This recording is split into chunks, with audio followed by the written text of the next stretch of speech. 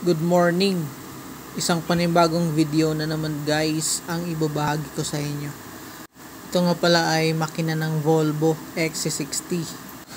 Binaba namin yung AGR after 100,000 km. Ito yung itsura niya guys, sobrang dumi.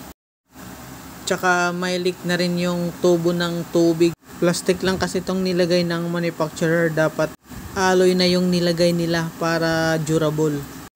Ganto na nga guys karumi yung AGR. Sobrang kapal na ng carbon sa loob.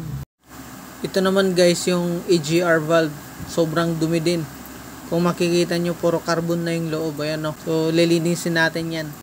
Nalinis na nga namin guys. Ayan, kung makikita nyo makintab na. Wala na yung makapal na carbon na nakakapit doon sa AGR valve. Tsaka doon sa throttle. Nagawa na rin namin ang paraan yung leak doon sa tubo. Dito nga ay pinaandar na namin. Wala na ring leak ng tubig sa tubo ng AGR.